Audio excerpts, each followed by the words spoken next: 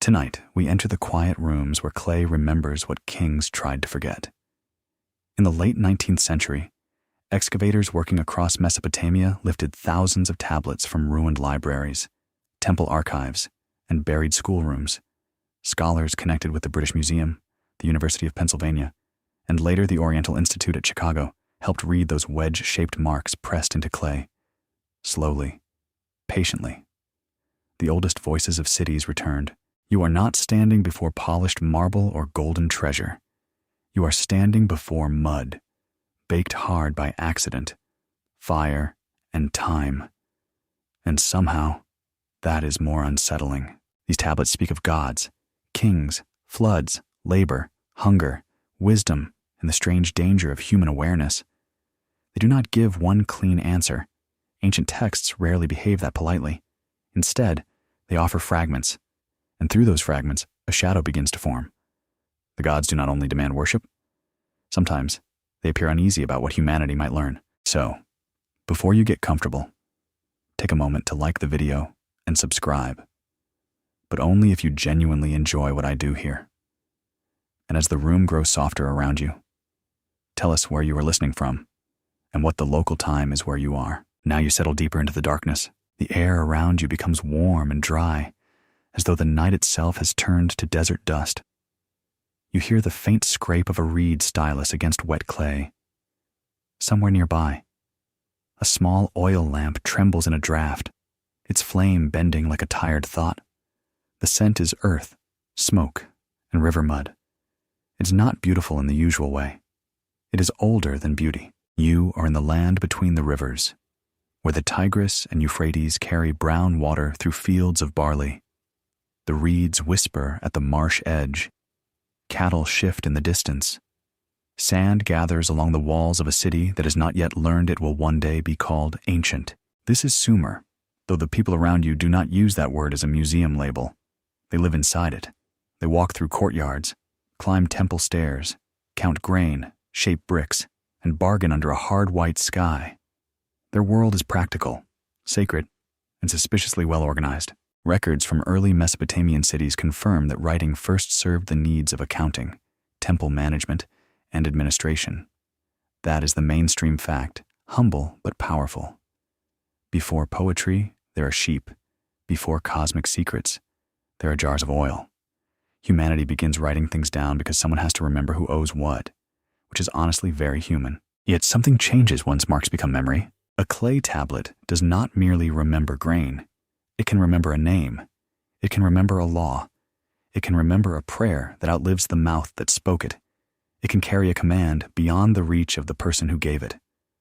Once knowledge enters clay, it becomes stubborn. And stubborn knowledge is dangerous in the Sumerian imagination. The gods do not rule a vague world of mist and thunder. They govern systems. They assign powers. They control crafts, cities, storms, fertility, kingship, writing, wisdom, and fate. The universe is not random. It is arranged. That arrangement matters. You begin to sense that knowledge is not merely information in these stories. It is access. To know the right words, the right ritual, the right pattern, or the right divine decree is to stand nearer to power. It is to touch the hidden machinery behind the world. And perhaps that is where fear begins. A god can command a field to be fruitful. A human who understands irrigation can coax fruitfulness from stubborn soil. A god can hold memory across generations. A scribe can press memory into clay and leave it sleeping for 4,000 years. A god can establish order. A king can imitate that order, dress in linen, sit beneath a carved emblem, and pretend he is not nervous. Everyone is nervous, even kings. The old tablets often describe humans as servants created to ease divine labor. In some later Mesopotamian traditions, the gods grow weary of toil, and humanity is fashioned to carry the burden. The story is strange, but not difficult to understand. Humans dig canals, bake bricks, bring offerings, raise temples, and maintain the sacred houses of beings who live beyond dust. At first, it sounds simple. The gods command, humans obey, but clay has a way of complicating things. If humans are made to work, why are they also given intelligence? If they are meant only to serve, why do they learn songs, measurements, omens, and the patient art of writing. Why did they begin to build cities that look like miniature heavens, with temples rising at the center and streets spreading outward like veins? There's an old scholarly debate about whether Sumerian myths preserve theology, political memory, ritual drama, or all of these at once. Researchers at major universities have long treated the texts as layered compositions, not simple reports. That matters, because these stories may not describe history in the modern sense. They describe how ancient people understood power. Power does not like being copied. Your mind drifts toward a tablet resting on a wooden shelf. It is small enough to hold in one hand. Its surface is crowded with signs, each one pressed by a reed cut at an angle. Nothing about it looks threatening. It is brown, cracked, and silent, yet it carries a disturbing possibility. Perhaps the gods feared human knowledge because knowledge allowed humans to remember without permission. That's a quiet kind of rebellion. Not swords, not shouting, just memory. A quirky old tidbit lingers at the edge of the archive.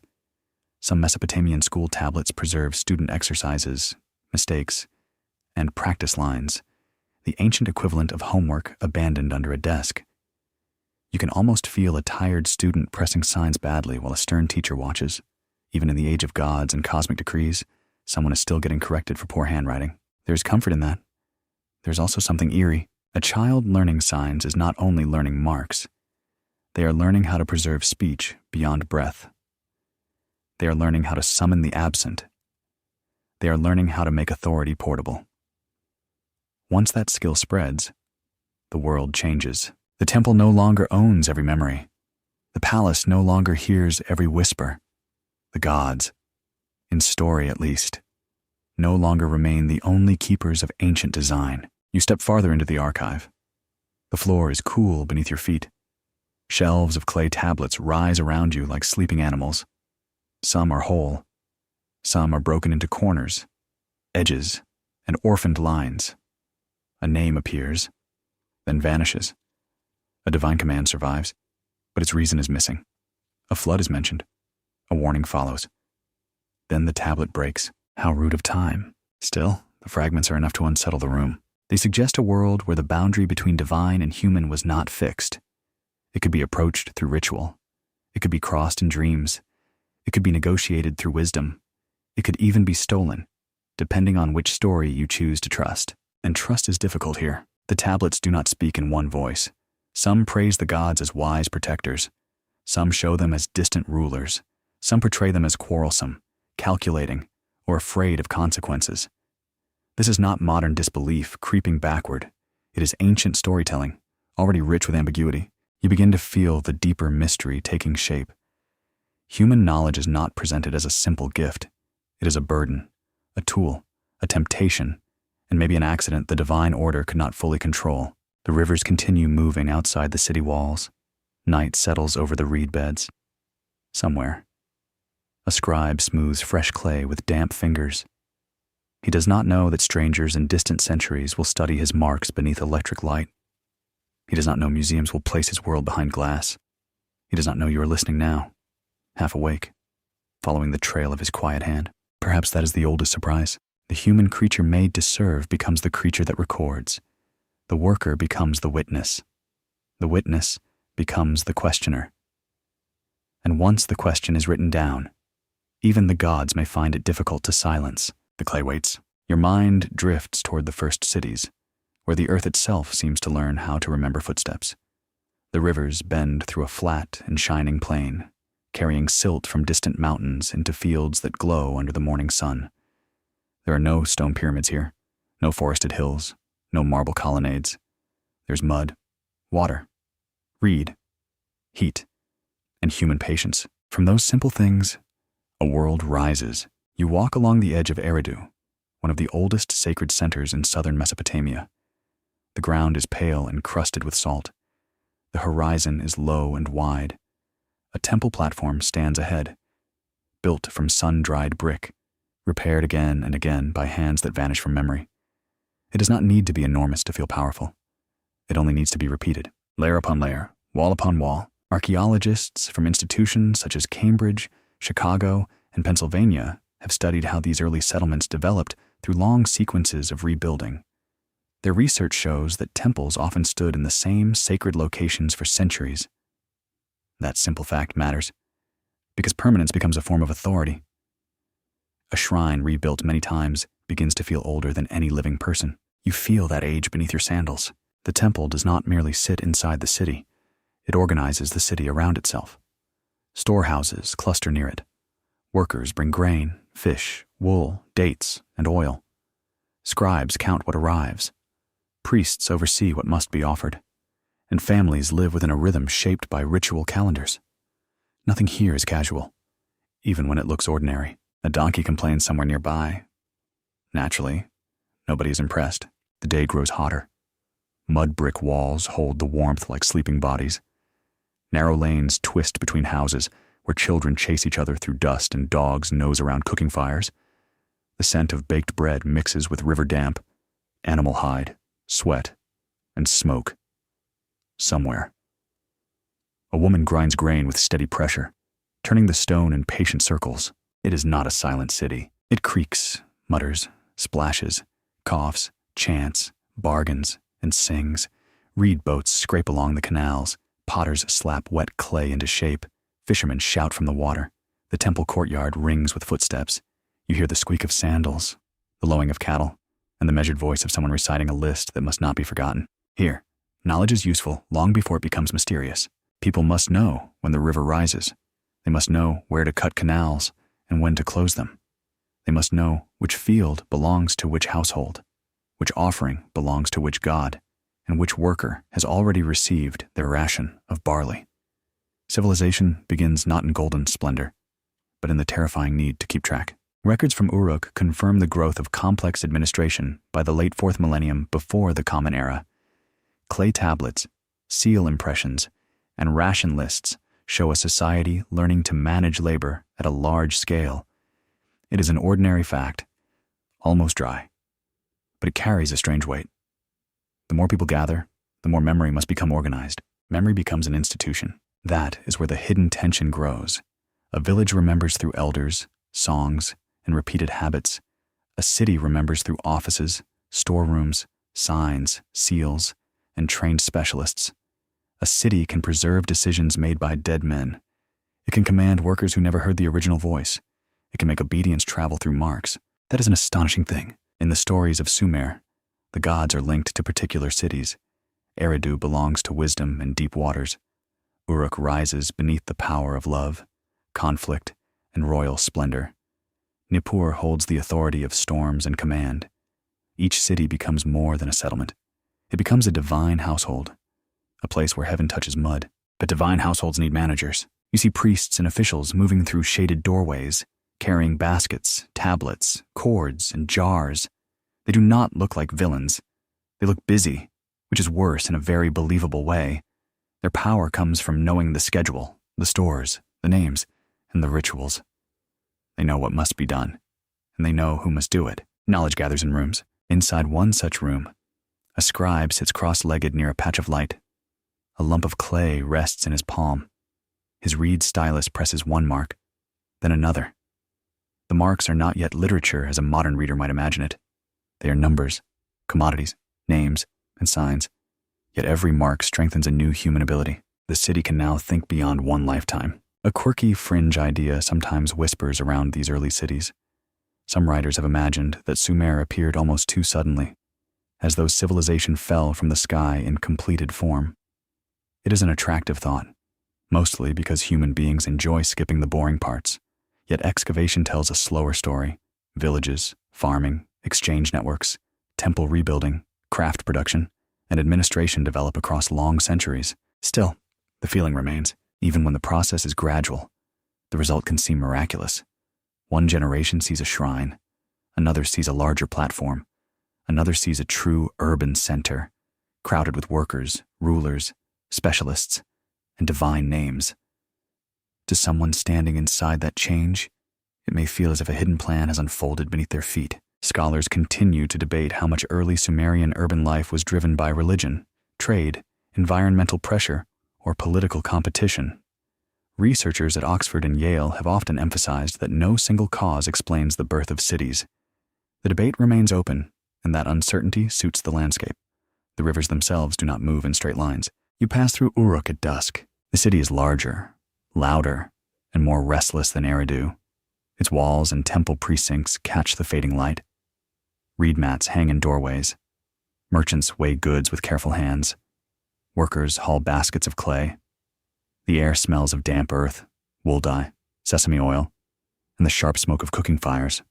Above it all, a sacred precinct rises like a memory of heaven made from brick. You sense why knowledge might become sacred here. In a small household, skill belongs to the hand. In a city, skill becomes a system. Brickmakers, brewers, weavers, boatmen, farmers, singers, lamentation priests, scribes, and surveyors all depend on one another. No single person can hold the whole pattern. The pattern must be taught, guarded, and transmitted. This is where knowledge becomes dangerous, not because it is evil, but because it multiplies. One irrigation plan feeds many fields. One written list controls many workers. One ritual phrase binds many people to the same calendar. One royal command, recorded properly, can outlive the king who spoke it. The human mind, once placed inside a city, becomes collective. It becomes larger than the individual body. Perhaps the gods feared that not one clever farmer, not one ambitious king, not one scribe with suspiciously neat handwriting. What might trouble the divine order is the city itself, a machine of human memory, labor, imitation, and desire. The lamps begin to glow. Shadows gather in the corners of courtyards. Somewhere high on a temple platform, offerings are prepared while the sky darkens into violet. Below, the canals hold the last light, trembling in narrow strips between mud walls. You stand still and listen. The city breathes around you. It is mortal, fragile, dusty, and dependent on rain that may not come and rivers that may rise too high. Yet it has learned something profound. It has learned to arrange people, objects, days, gods, and words into a pattern. And once humanity learns pattern, it begins to recognize power. For a moment, it feels as though the city has faded, and only the pattern remains. Not the streets, not the walls, not the baskets of grain, but the invisible order that holds them together. You sense it above the temple roof, beneath the irrigation channels, inside the measured chant of a priest, and within the quiet hand of a scribe. The Sumerians imagined a world filled with powers that could be named, arranged, transferred, and sometimes lost. These powers were not vague feelings drifting through the air. They were closer to principles, offices, rules, skills, and sacred authorizations. They belonged to the gods, but they shaped human life in very practical ways. A plow is not only a plow. A crown is not only a crown. A song is not only a song. Each thing has a place. You find yourself in a dim temple chamber where carved figures watch from the walls. Their eyes are large and fixed, made to look awake forever. The smell of incense and old wool hangs in the air. Somewhere outside, a bird cries over the canal, and the sound thins into silence. In this world, the gods do not merely create. They distribute. They assign the roles of king and shepherd, warrior and judge, singer and craftsman. They govern the arts of building, weaving, lamenting, feasting, measuring, and ruling. They hold the forms of social life as if each custom were a tool locked inside a heavenly storehouse. Modern scholars often discuss these powers through the idea of sacred decrees. The exact meaning remains debated, because ancient words rarely fit cleanly inside modern categories. Yet the broad picture is clear enough. Sumerian thought imagined civilization as something given structure by divine command. Order was not invented casually by humans. It descended, or so the stories suggest, from a higher arrangement. That makes knowledge feel borrowed. You move deeper into the chamber. A low table stands before you, covered with bowls, clay seals, and a tablet still damp from recent writing. The tablet lists offerings, dates, flour, beer, wool, sheep. Nothing about it seems heavenly. Yet the list belongs to a divine economy. The gods receive, the temple records, the workers obey, and the city continues. It's almost peaceful. Almost. The unsettling part is that humans learn the structure well enough to operate it. They do not simply receive food from the gods. They organize food for the gods, They do not merely fear storms. They build calendars, rituals, and omens around the powers believed to rule them. They become assistants inside the divine machine. Assistants notice things. A mainstream historical fact stands quietly beneath all this. Archaeological evidence from Mesopotamian temple institutions shows that religious and economic life were deeply intertwined. Excavations and tablet studies by major research centers have shown how offerings, labor, storage, and ritual were managed through written records. The sacred was not separate from daily administration. It had accountants. The gods, apparently, needed paperwork. That little modern joke fades quickly, because the ancient logic is more serious. When the sacred becomes administrative, knowledge becomes authority. The one who knows the correct festival date matters. The one who knows how many sheep belong to a shrine matters. The one who knows which ritual phrase restores balance matters. The one who reads the tablet has a kind of power that is quiet, but very real. In Sumerian stories, wisdom often gathers around particular divine figures. Some gods command with overwhelming force. Others possess cleverness, technique, and hidden understanding. Divine knowledge is not always loud. Sometimes it moves like water beneath the earth, unseen but necessary. You begin to notice the difference between strength and wisdom. Strength can break a wall. Wisdom knows where the wall begins. Strength can seize a throne.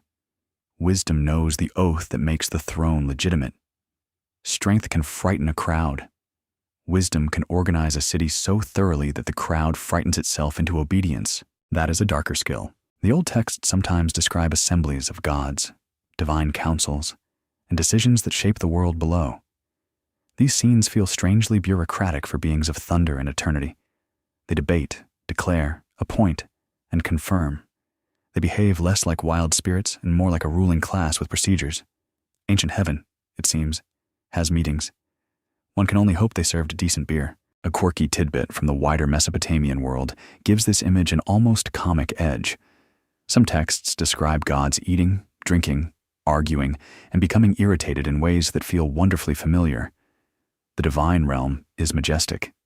Yes, but it can also resemble a powerful household where nobody admits they misplaced the important tablet. That detail matters because it makes divine order feel fragile. If the gods must guard decrees, then decrees can be threatened. If wisdom can be granted, then wisdom can be withheld. If powers can be assigned, then someone might wonder whether they can also be taken. A locked door only teaches the curious that something valuable lies behind it, and humans are very curious. You stand near the temple doorway as evening settles over the city. Priests carry vessels through the courtyard. A singer begins a low chant, soft enough to feel woven into the dust. The chant names divine greatness, but it also preserves divine identity. A god is known through titles, myths, symbols, and remembered actions.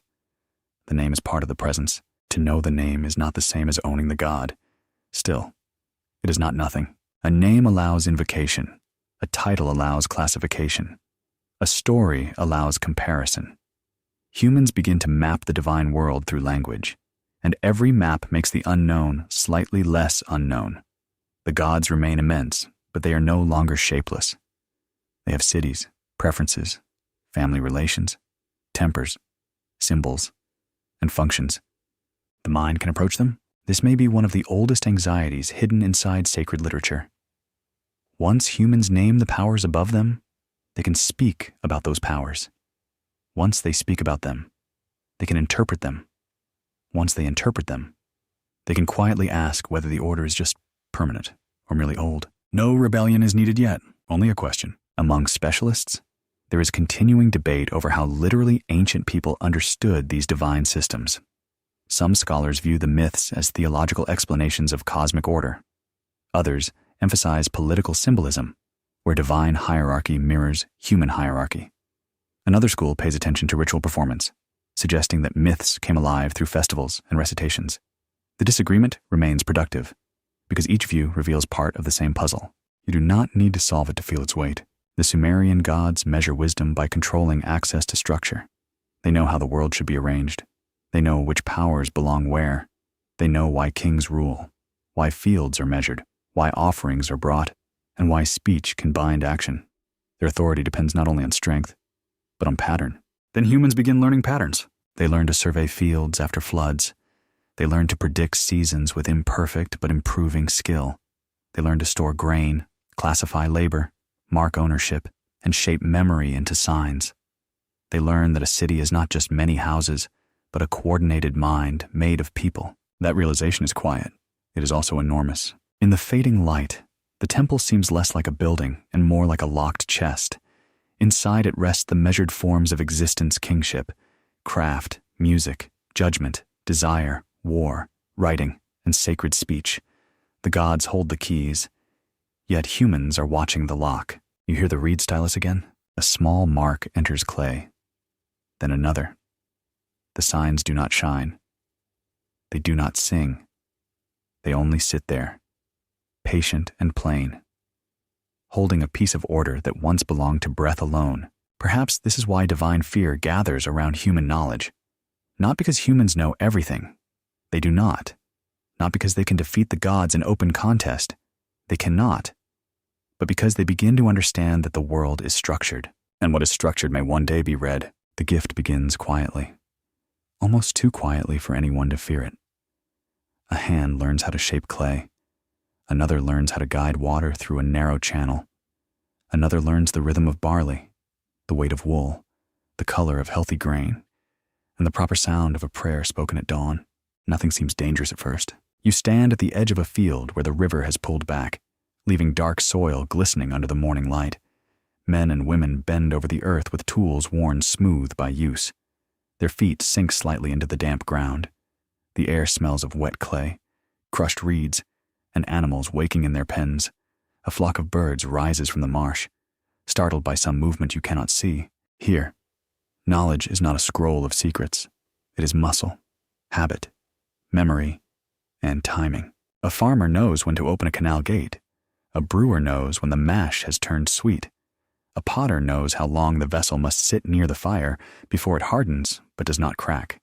A midwife knows which silence in a room is harmless, and which silence makes everyone hold their breath. Human skill grows from attention. That may be why it becomes troubling. The old Mesopotamian stories often describe civilization as something delivered through divine powers, sacred decrees, and gifts associated with the gods.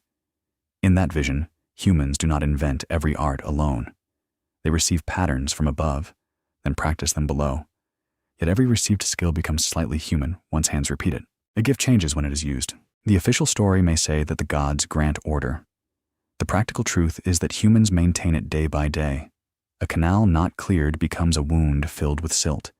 A temple not supplied becomes an empty house. A field not measured becomes a quarrel.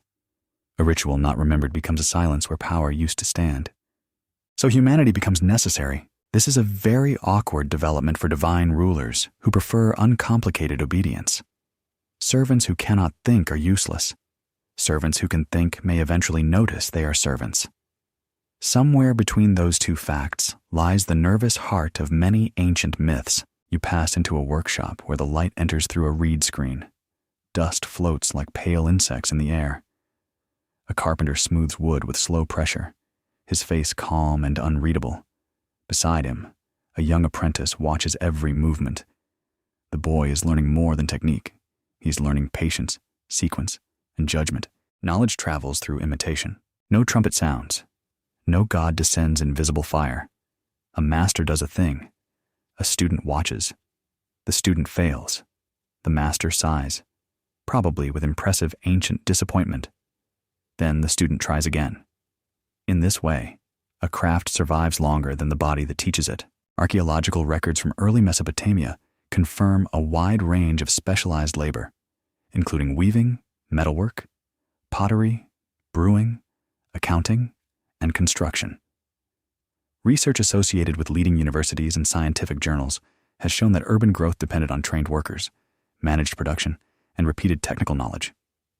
Civilization was built by specialists, not by mystery alone. That fact is simple. Its meaning is not. A society filled with specialists becomes harder to control through fear alone. The temple may own the storehouse, but the brewer knows fermentation. The ruler may command a wall, but the brickmaker knows clay. The priest may speak for the god, but the singer knows the hymn. Every skill creates a small private chamber inside the human mind. The chamber can be locked from within. The gift of language deepens the problem.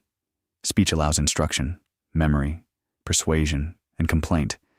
It lets one person place an image inside another person's thoughts.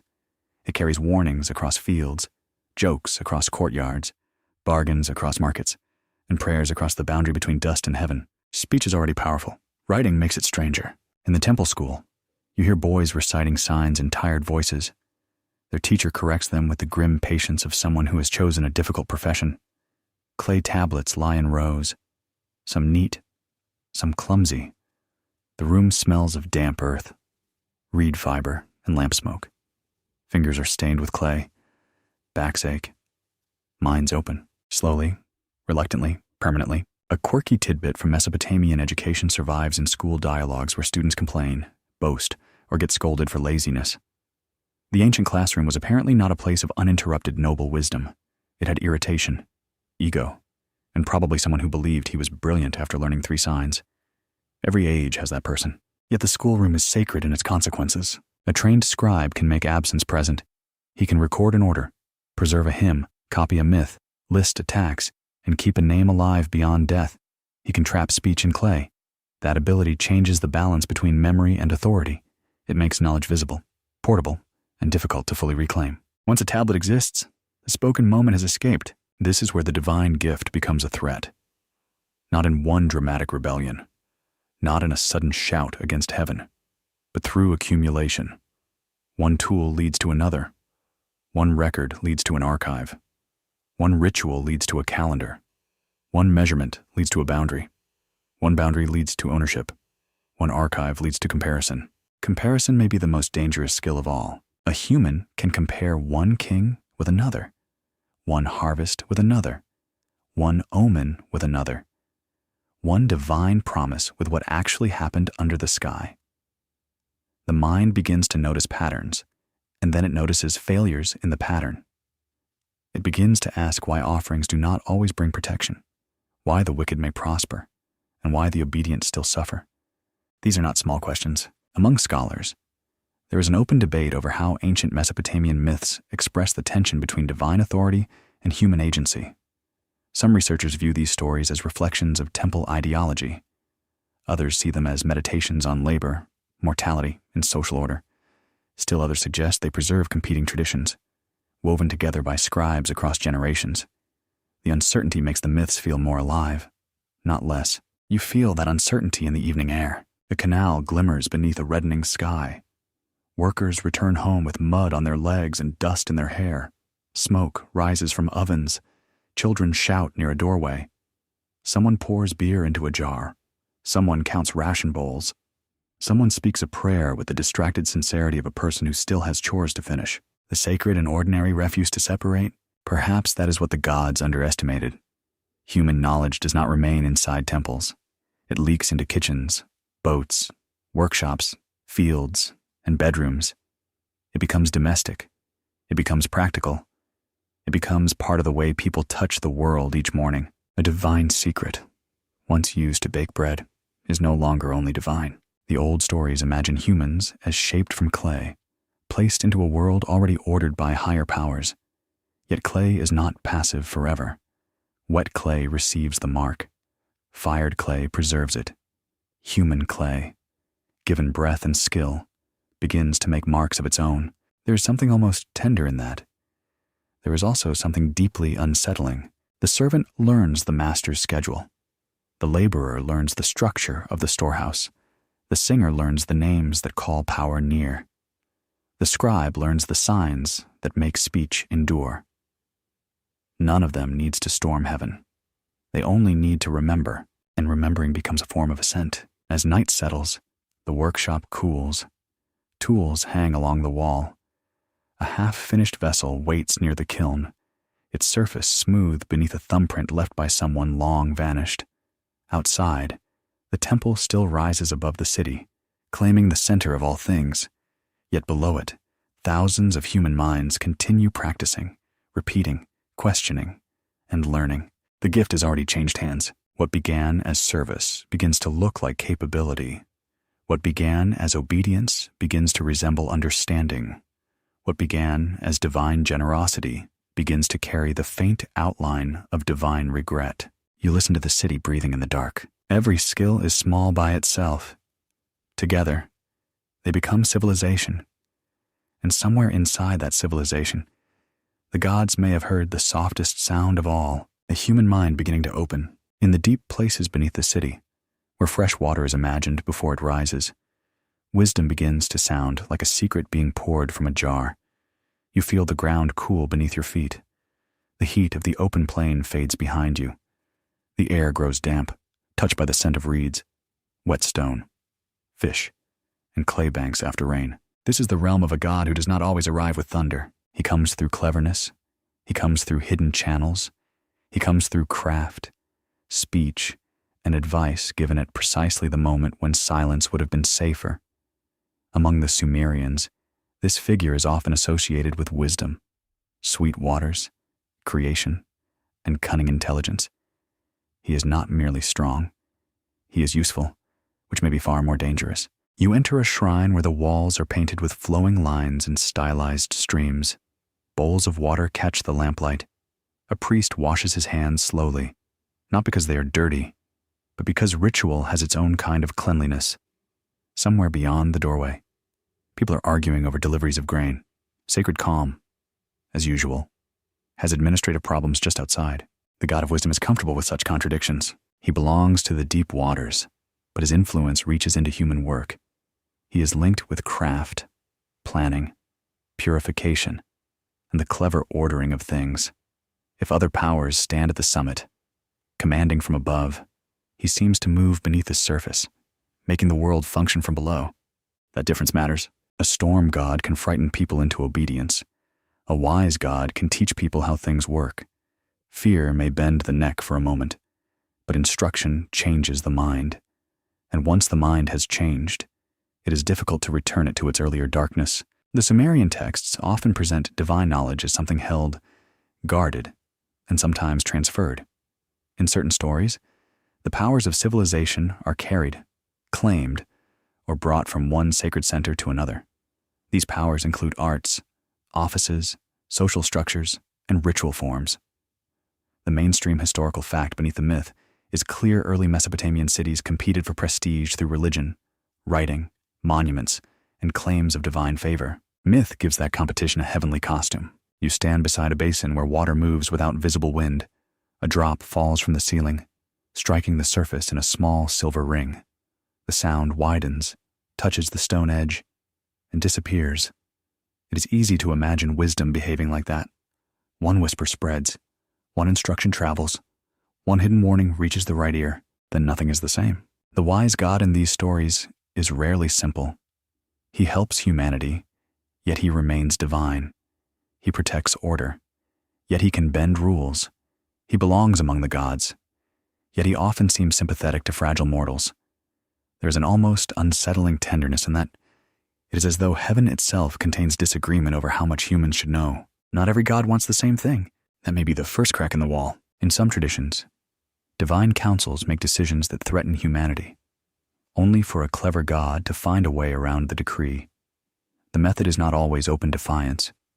It can be indirect, almost legalistic. A warning may be spoken to a wall, but meant for the person behind it. The rule is obeyed in form, while its intention quietly dissolves. That is not rebellion with a sword. It is rebellion with grammar. You can almost hear the dry smile behind it. A quirky fringe tidbit sometimes attached to these myths is the idea that the wise god resembles a keeper of forbidden technology, a figure who hands humanity tools it was never meant to possess. Modern imagination loves that interpretation, especially when it smells ancient mystery in a broken tablet. Yet the older story is subtler. The gifts are not machines of metal and light.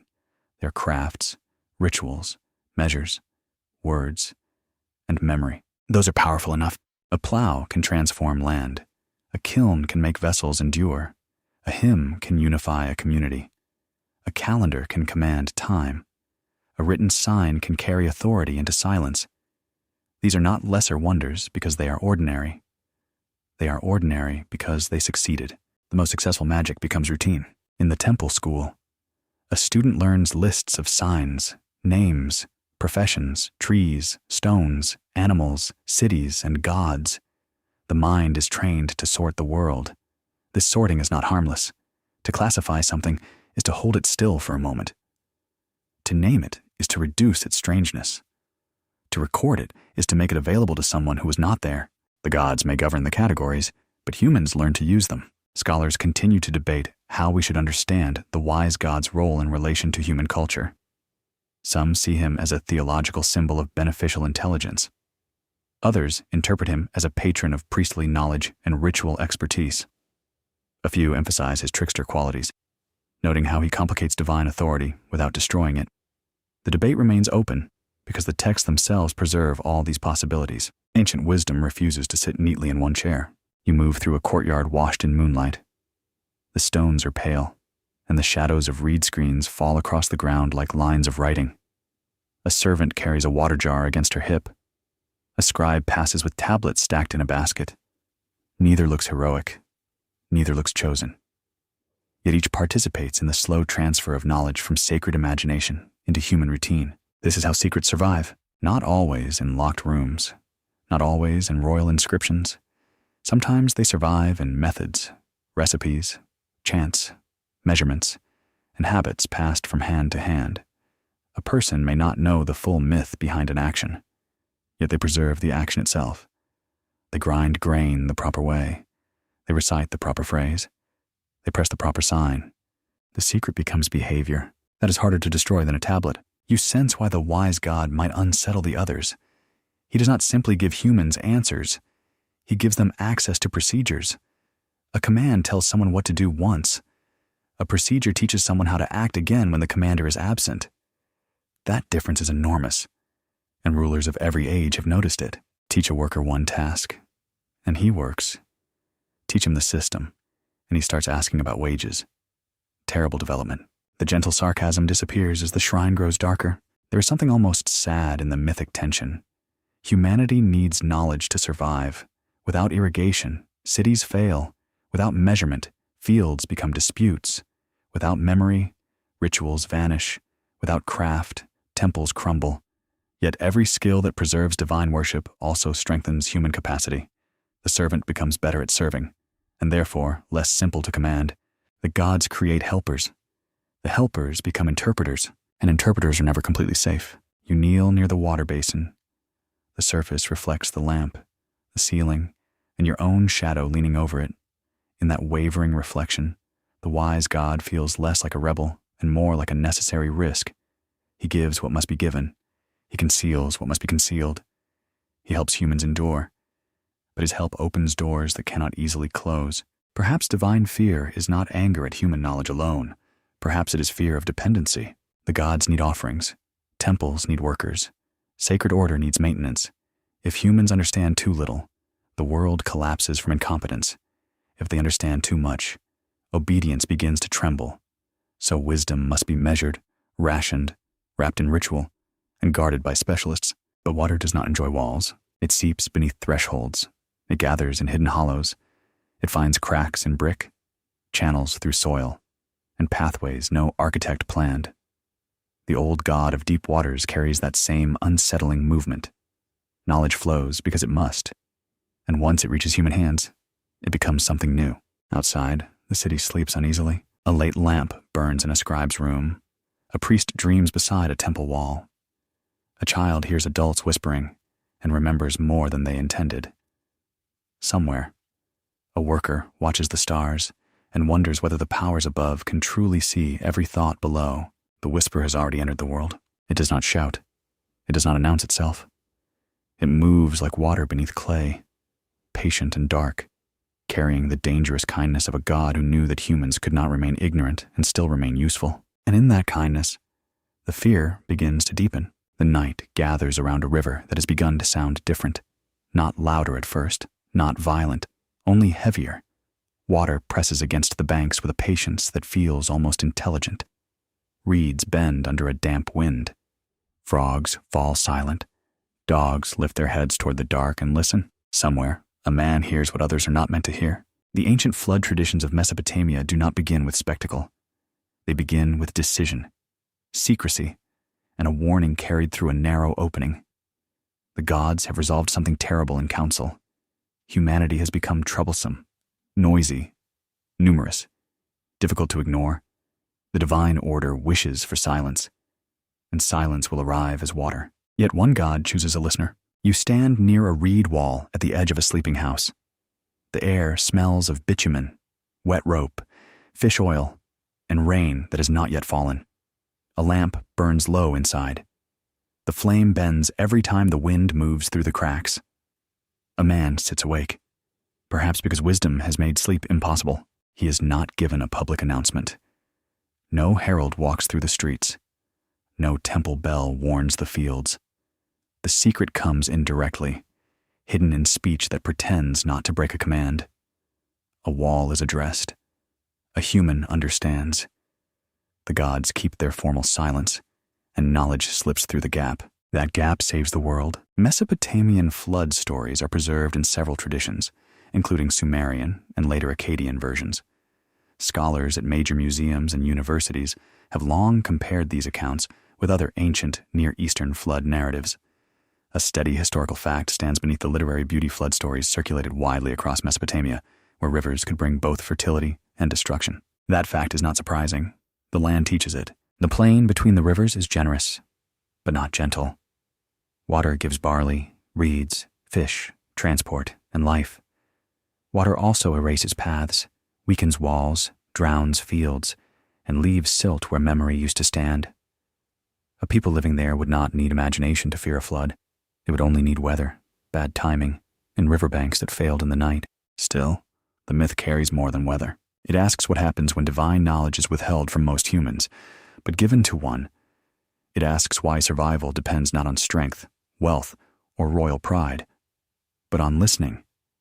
It asks whether the gods fear humanity as a crowd, yet preserve humanity through a single obedient mind. You hear the whisper again. Build, prepare, seal, gather. The instruction is practical, almost shockingly practical. This is not a vague blessing. It is technical knowledge. Measurements must be followed. Materials must be collected. Timbers must be fitted. Bitumen must close the seams. Food must be stored. Living creatures must be brought inside. Panic must be avoided until panic becomes useless. A secret becomes a blueprint. That may be the most unsettling part. The chosen listener is not saved by faith alone, nor by emotion alone. He survives because hidden knowledge becomes action. Divine warning must pass into human craftsmanship. A message from the gods still requires someone to cut wood, carry jars, manage animals, and persuade a household to enter a sealed vessel while the neighbors wonder what exactly has gone wrong with him. Ancient survival contains logistics. A quirky fringe tidbit sometimes trails these flood stories through modern imagination. Some writers have suggested that the vessel described in later Mesopotamian tradition resembles a giant round coracle, like an enormous floating basket. That image feels both odd and strangely domestic. The end of the world, apparently, may require something shaped like a household object that has become very ambitious. There's almost humor there. Almost. Then the rain begins. At first, it taps the roof. Then it drums against clay, reed, wood, and skin. The canal path disappears beneath spreading water. The fields darken. The animal pens become confusion. People shout names into wind, but the wind carries the names away. The city, so confident in its lists and walls, discovers that water does not read accounts. The flood does not negotiate. Inside the vessel, the air is close and sour with fear. Animals shift, breathe, cry, and stamp. Stored grain scratches inside baskets. Rope creaks. Water strikes the sealed walls in dull blows. A child asks a question no adult wants to answer. Someone prays. Someone else listens for the sound of neighbors and hears only rain. Knowledge has saved them, but not gently. The gods in these traditions are sometimes depicted as regretting the devastation. That detail matters. They are not always portrayed as calm masters of consequences. Some accounts show divine beings frightened by the scale of what has happened, gathering like anxious flies around offerings when the waters recede. It is a startling image, majestic and humiliating at once. Even gods can overreach. That idea complicates divine fear. Perhaps the gods fear human knowledge because humans can misuse it. Perhaps they fear it because divine beings themselves misuse power. The stories do not permit easy comfort. They show a world where knowledge is necessary, secrecy is deadly, and authority can make decisions that even authority later regrets. Among scholars, there is continuing debate over how flood narratives should be read. Some emphasize memory of real river disasters. Others focus on theology, seeing the stories as reflections on mortality, divine justice, and human vulnerability. Another line of interpretation studies how scribes reshaped older traditions for new audiences. The waters remain deep because the meaning keeps moving. You feel that movement beneath the vessel. The chosen listener becomes more than a survivor. He becomes a keeper of forbidden continuity. Through him, life crosses a boundary the gods intended to close. He carries animals, family, craft knowledge, ritual memory, and perhaps the troubling fact that at least one god disobeyed the silence of the others. Survival itself becomes evidence. When the waters recede, the world is not truly new. It is damaged, washed, emptied, and listening. Mud covers the ground. Broken branches twist in the silt. The air smells of rot, wet earth, and the first thin smoke of a fire being coaxed back into existence. Birds circle over a landscape that has forgotten its roads. A door opens. The survivors step into a silence too large for them. Their feet sink into mud. Their eyes search for landmarks that are gone. The old city may no longer stand as it did. The fields must be found again, measured again, planted again. Names must be spoken until they stop shaking. Rituals must resume because terror cannot be allowed to become the only memory. The listener must become a teacher. That transformation is quiet, but enormous. The man who received the secret now holds knowledge others do not. He knows the gods can decide destruction. He knows a god can hide mercy inside technical instruction. He knows obedience to divine order may sometimes require listening beneath divine command. This is dangerous wisdom. It teaches that the council of heaven is not perfectly unified. It teaches that survival may depend on interpretation. It teaches that a human ear, placed close enough to a wall, can catch the sound of fate changing shape. No wonder knowledge becomes frightening. As evening falls over the cleansed and ruined plain, smoke rises from a small offering. The scent climbs into cold air. The gods, in the story, draw near again. Hunger, regret, need, and relief mingle in the divine world like shadows around a lamp. Humanity is smaller now, but not simpler. The flood was meant to erase noise. Instead, it creates memory. It leaves behind a story that cannot stop speaking. It says that humans may be fragile, irritating, and mortal, but they can listen. They can build.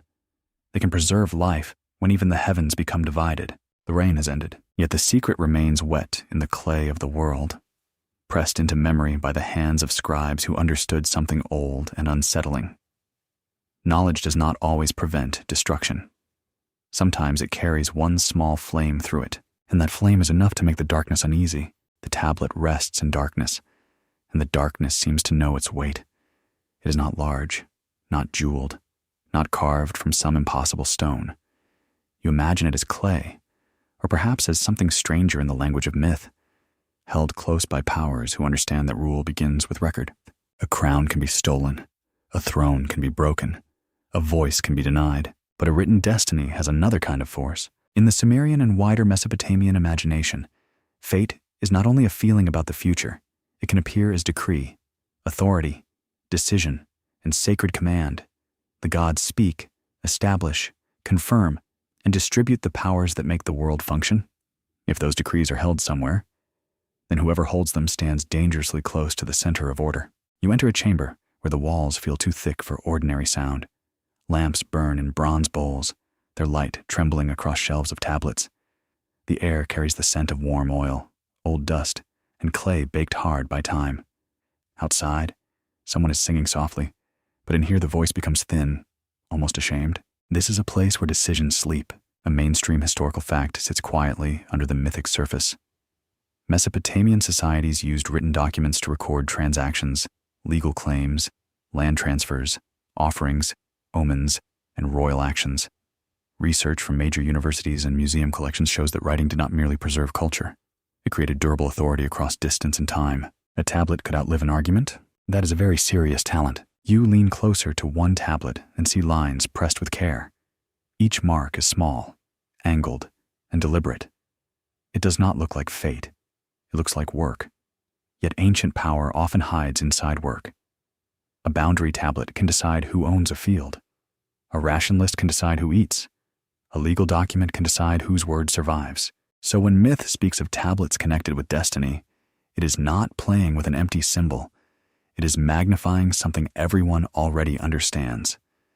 To control the record is to control the world that the record creates. You hear the scratch of a stylus. A scribe presses wet clay with his reed, copying words that may have been older than his grandfather's grandfather. He is not inventing the divine order. He is preserving it. At least, that is what the official explanation would prefer. Yet copying is never entirely innocent. A copied text travels. A taught text multiplies. A memorized text finds new mouths. Fate becomes portable. This is where the anxiety sharpens.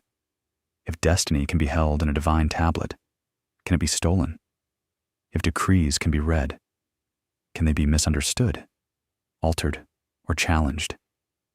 If the signs that bind the cosmos resemble the signs humans use in archives, then the boundary between heavenly command and earthly writing becomes uncomfortably thin. The myth does not need to say this plainly. It lets the image do the work. Some later Mesopotamian stories speak of a powerful tablet of destinies, possessed by great divine figures and seized during cosmic conflict. The exact traditions shift across language, period, and theology, yet the symbol remains potent. Authority is not just muscle. Authority is the right to decree what will be recognized as true. That recognition is everything. A king may sit on a throne, but without divine approval, his seat trembles. A priest may recite a ritual, but without the accepted words, his voice weakens. A scribe may write a tablet, but without witnesses, seals, and institutional trust, the clay becomes only clay. Power depends on systems of recognition, and the ancient mind knew this very well. The gods are powerful because the world agrees with their decrees. Then humans learn how agreement is made. You feel a cooler draft move through the archive. It slips along your neck, smelling faintly of river damp and extinguished smoke. In the silence, the tablets seem less like objects and more like sleeping decisions. Each one waits for a reader. Each one can return an absent voice to the present. That is almost supernatural. It is also literacy. A quirky fringe tidbit circles this idea with familiar modern enthusiasm. Some speculative writers imagine the tablet of destinies as a lost device, a cosmic control panel, or an ancient codebook for reality itself. The image is entertaining, and perhaps too tidy. The older power of the symbol is quieter. It suggests that the universe is governed by knowable arrangements, and that knowledge of those arrangements is never neutral. A control panel is too obvious. A school tablet is scarier. In a temple school, destiny begins as repetition. Students copy lists of signs until their wrists ache and their pride suffers. They learn names of gods, professions, cities, trees, stones, animals, and vessels. The world is broken into categories, then restored in ordered lines. They are not only learning to write, they are learning that reality can be arranged. The classroom becomes a small cosmos. This is why writing feels so dangerous inside mythic imagination. It does not merely describe the world. It trains the mind to believe the world has structure. It teaches that structure can be preserved, examined, compared, corrected, and handed to someone not yet born. A spoken command fades unless repeated. A tablet waits without growing tired. How rude of clay, really. Scholars continue to debate how divine decrees and destiny tablets should be understood within Mesopotamian religion. Some interpret them as symbols of cosmic kingship. Others emphasize their connection to scribal culture and the authority of written records. Another view sees them as dramatic tools, allowing myths to explore the instability of power. The question remains open because ancient symbols often carry several meanings at once. You do not need one meaning only. The tablet can be cosmic and political, sacred and administrative, mysterious and practical. It can reflect heaven while also reflecting the archive room. It can speak of divine fate while also reminding every listener that human institutions depend on written proof. That layered power makes the symbol endure. A god who holds destiny holds the arrangement of days. A ruler who holds archives holds taxes, labor, land, and memory.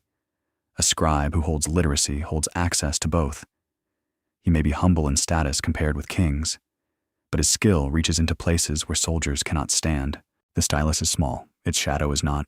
You turn toward the doorway and see the city beyond the chamber. Smoke rises from ovens. Men lead animals through the dust. Women carry jars from the canal. A child scratches signs into a scrap of clay. Badly, but eagerly. The world looks ordinary again. Yet now every ordinary action seems attached to decree. Who decided the field boundary? Who named the measure? Who fixed the calendar? Who said this offering was acceptable?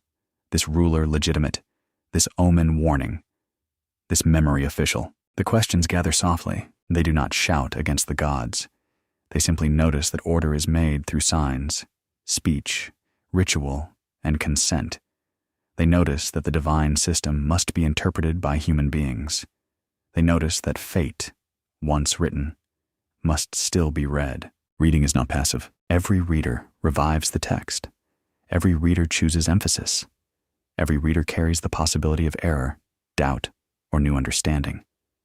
The gods may decree, but the scribe must recognize the decree. The king may command, but the tablet must be accepted.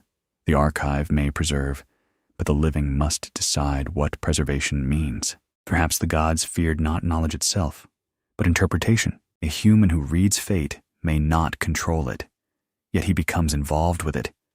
He stands before the hidden order and asks what the signs mean. That question alone changes him. It places a small lamp inside the dark. The chamber grows quieter. One tablet catches the lamplight and glows the color of dried blood, though it is only clay. Its edges are chipped. Its lines are incomplete. Time has eaten part of its voice. Still, enough remains to suggest a world where destiny is imagined as something that can be held, guarded, seized, copied, and feared. That is the ancient unease. If the universe has a text, then someone might learn to read it. If power has a structure, then someone might map it. If fate depends on decrees, then a clever mind may wonder who wrote them, who benefits, and whether every decree deserves obedience. The tablet remains still, yet in its stillness, you sense the old danger. Human knowledge does not need to overthrow heaven to frighten it. It only needs to understand that heaven speaks in patterns. And patterns invite readers. The king stands beneath a sky that refuses to explain itself. Above him, stars burn in patterns that priests will study and farmers will glance at with weary respect. Below him, the city waits for signs of certainty. Grain must be counted, canals must be cleared, disputes must be judged. The gods must be honored, and somebody must look confident while everyone else worries that somebody is the king. You see him not as a distant statue, but as a living man surrounded by expectation. His robe is carefully arranged. His beard is dressed. His attendants move with practiced seriousness, as if silence itself has been trained to serve the palace. Yet beneath the linen and ritual, he remains a body of dust, breath, hunger, and fear. Kingship is a costume with consequences. In the Sumerian world, kings do not rule as ordinary household heads who simply became successful at shouting. Their authority is wrapped in divine approval. The city belongs to a god. The temple stands at the sacred center. The ruler governs within a cosmic arrangement that claims to reach far beyond human preference. That arrangement protects him. It also traps him. A mainstream historical fact rests beneath the royal image.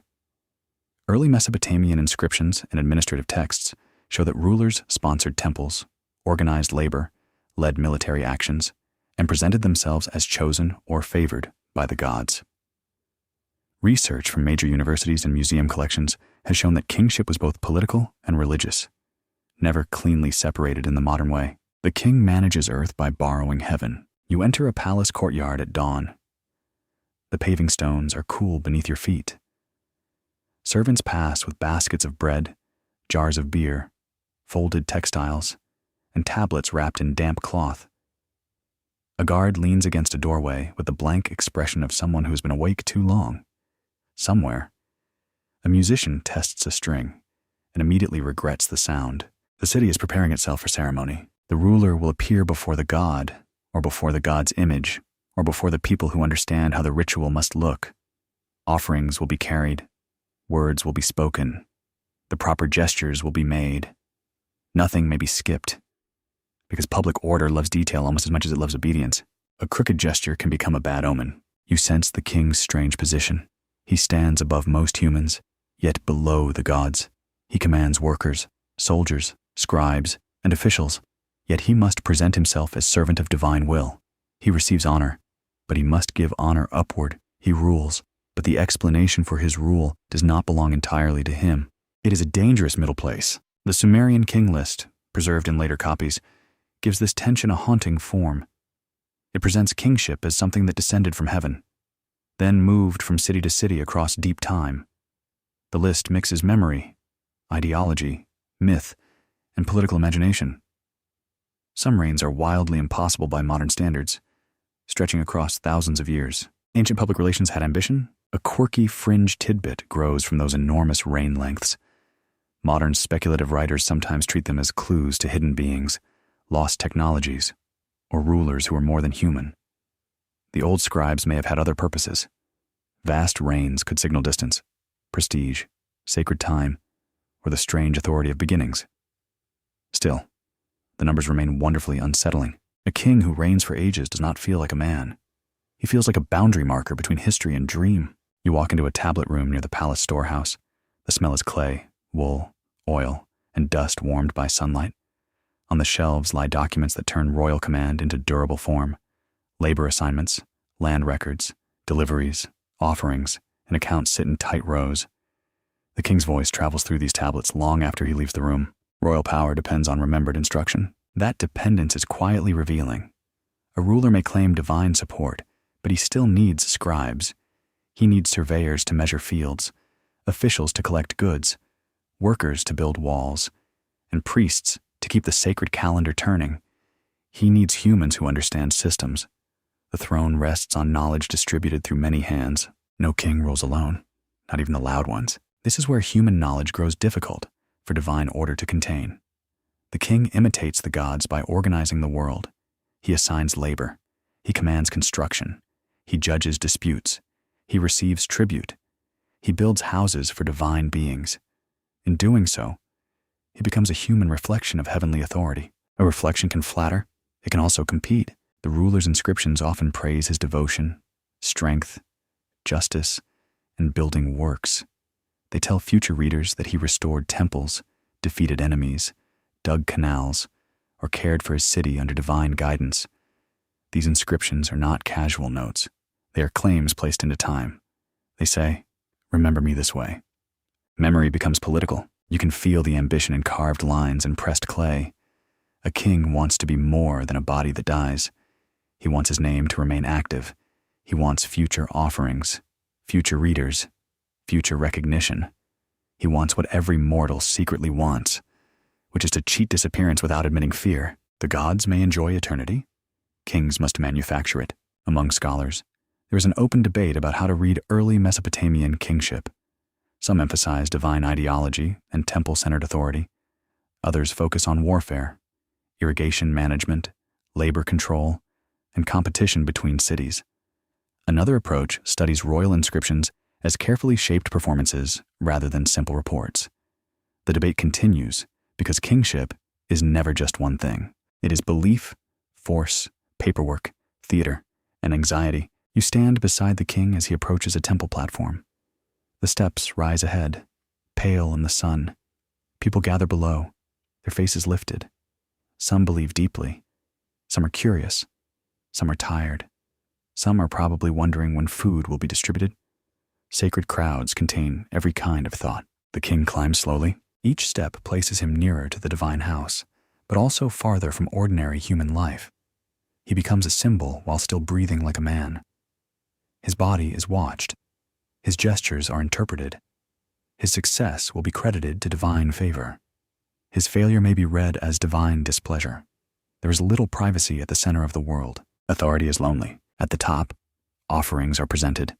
Bread, beer, oil, incense, and animal gifts stand before the god. The ritual tells the city that order continues. The god is honored. The king is legitimate. The people are held within a pattern.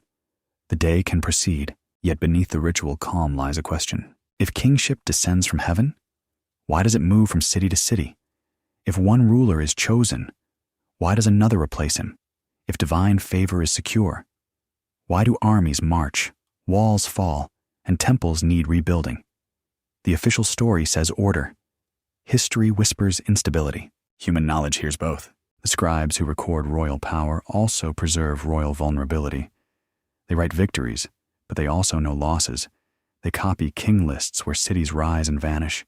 They see reigns end, names change, dynasties fail, and new rulers claim the same sacred approval with fresh confidence. The archive becomes a quiet witness to repetition. That witness can be unsettling.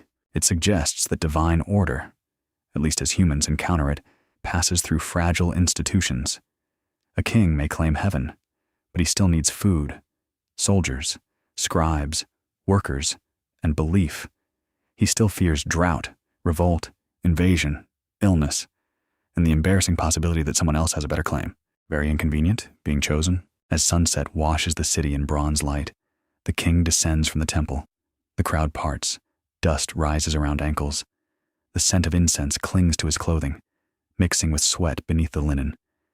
He has touched the sacred center, yet he returns to a city of accounts, canals, complaints, and decisions. He remains between dust and heaven. That is humanity's role sharpened into one figure.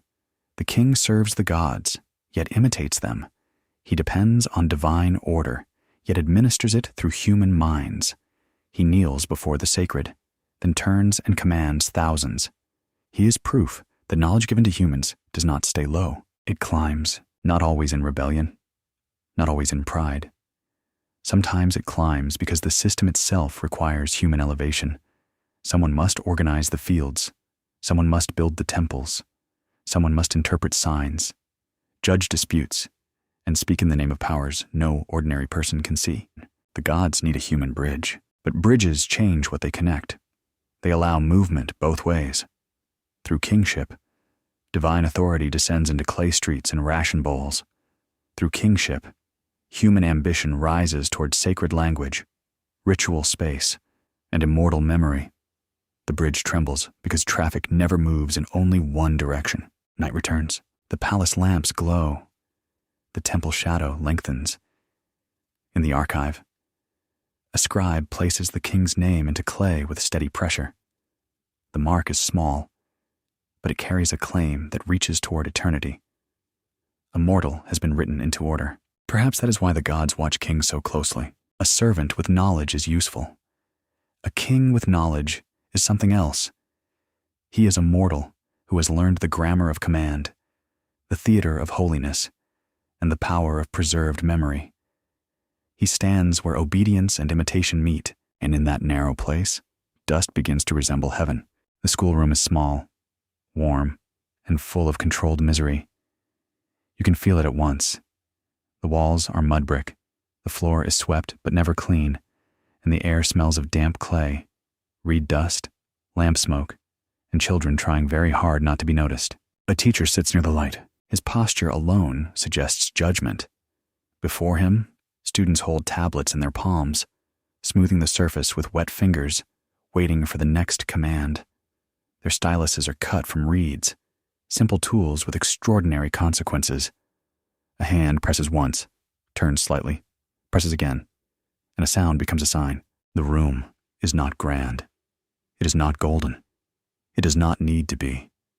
This is one of the places where human memory becomes disciplined enough to survive kings, storms, and the nervous preferences of gods. You hear a boy reciting a list. He names objects, professions, gods, places, animals, and measures. The rhythm is dull enough to make anyone sleepy, which is perhaps the oldest educational tradition. Yet, under the dullness, something immense is happening. The world is being divided, arranged, and stored inside a human mind. The temple school does not merely teach writing, it teaches order. A mainstream historical fact stands firmly beneath this scene. Archaeological finds from Mesopotamian scribal schools include practice tablets, lexical lists, mathematical exercises, model contracts, and copied literary passages. Research by major universities and museum collections has shown that scribal training was systematic, demanding, and central to the administration of early urban life. The ancient world had homework that is somehow comforting. Still, the comfort fades when you understand what this training allowed. A trained scribe could handle accounts, preserve hymns, copy myths, draft legal documents, record offerings, and support royal administration. He could move between palace, temple, workshop, and archive. He was not always powerful in the obvious way, but he stood near power's machinery. He knew how the machine wrote itself. You move past low benches where tablets dry in rows. Some carry neat, confident lines. Others show corrections, smears, and awkward marks pressed by impatient hands. A student has made the same mistake several times. Somewhere across 4,000 years, you can almost hear the teacher sigh. Even the sacred archive began with bad handwriting. A quirky tidbit survives in ancient school compositions where students complain about discipline, boast about their learning, or describe strict teachers. These texts make the old schoolhouse feel unexpectedly close. The student wants approval. The teacher wants accuracy. Nobody wants to redo the tablet. Time changes many things, but not the mood of a difficult classroom. Yet the stakes here are higher than school embarrassment. Every copied list strengthens the idea that the world can be mastered through categories. Every exercise trains memory to become external. Every corrected sign teaches that truth, or at least official truth, has a proper shape. This is how knowledge becomes less like a whisper and more like an institution. Institutions do not forget easily. You step into the archive room, where the temperature feels cooler. Clay tablets sit stacked on shelves, sometimes arranged in baskets, sometimes marked by labels or ceilings. The room is not silent, because silence is never complete. You hear insects in the wall, footsteps outside, the soft scrape of clay against clay. The archive listens without emotion. That may be its most unsettling quality. A human witness trembles, forgets, embellishes, grows old, and dies. An archive waits. It preserves debt without pity, praise without affection, an accusation without sleep. It does not care whether the person named on the tablet still breathes. It has already given the name a second body. A body made of signs. The priests understand this, and so do the rulers. The storehouse needs records. The shrine needs offerings tracked. The king needs labor measured. The city needs legal memory. But the more records accumulate, the more human knowledge hardens into a force that no single voice can fully command. A ruler may order a tablet destroyed. Another copy may remain. A priest may guard a hymn. A student may memorize it. A family may lose a claim. A tablet may keep it alive. This is why archives are never innocent rooms.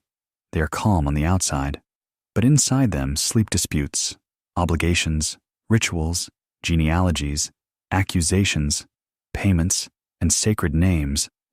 They hold the nerves of the city in clay. To control an archive is to control what counts as remembered. You pass a priest in a linen garment carrying a tablet close to his chest. His face is composed, but his fingers grip the clay carefully.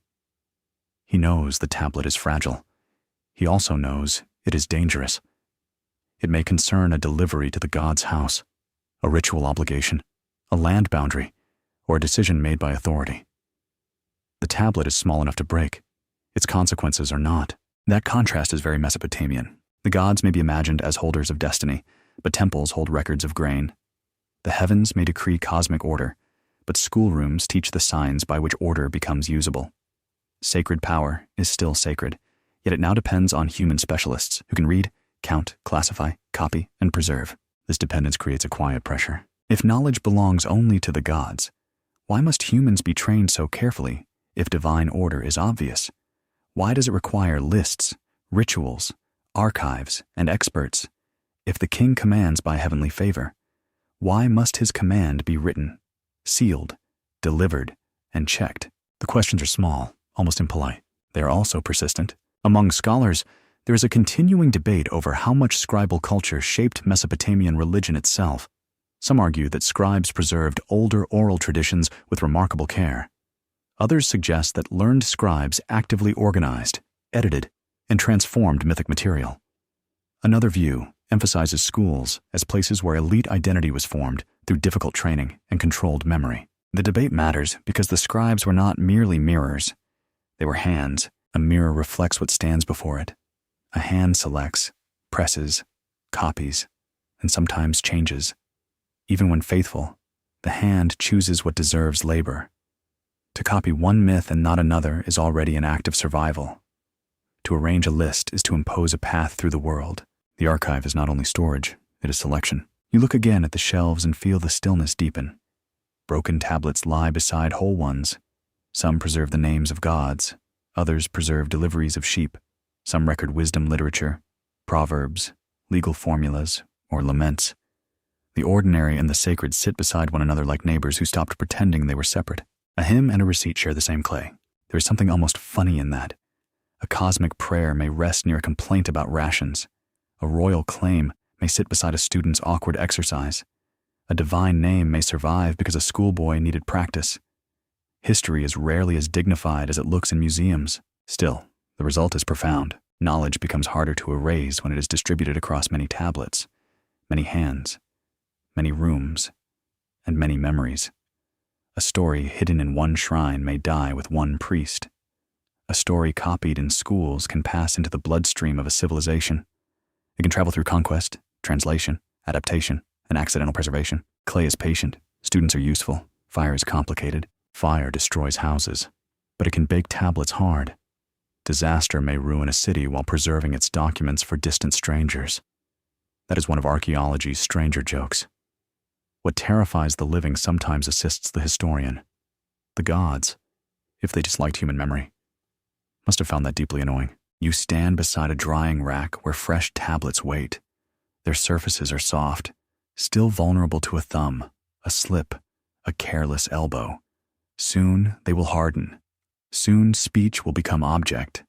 Soon the city will have one more fragment of itself stored against oblivion. The student presses the final sign. He does not know that the mark is part of a larger transformation. He only wants the teacher to stop looking disappointed. Yet his small act participates in something vast. He is helping build a human memory that can resist silence. That is the forbidden order. Not one secret hidden in a locked chest. Not one shocking phrase whispered under moonlight. The forbidden order is the system itself: schools, lists, archives, rituals, seals, copies, corrections, and trained minds. It is knowledge made durable enough to stand between the gods and forgetting. Night lowers over the city. The schoolroom empties. Tablets remain on shelves. The teacher's voice fades. Outside, the temple rises in darkness, and the palace lamps glow behind guarded doors. Inside the archive, the clay keeps its own counsel. Humanity sleeps, its records do not. At some point in the ancient quiet, creation begins to wonder why it was made. Not loudly, not with raised fists under a storming sky. The question arrives softly, like dust settling on a threshold. And because it is soft, it is harder to drive away. You stand in a courtyard where workers gather before dawn. Their faces are still shadowed. Their hands already know the day before the day has begun. Baskets wait beside them. Tools lie against the wall. Somewhere, a scribe prepares a tablet to record labor, rations, and assignments with the calm brutality of a person who trusts lists. The air smells of barley mash, stale smoke, damp wool, and earth not yet warmed by the sun. A foreman speaks. Men and women move. In many Mesopotamian creation traditions, humanity is linked with work.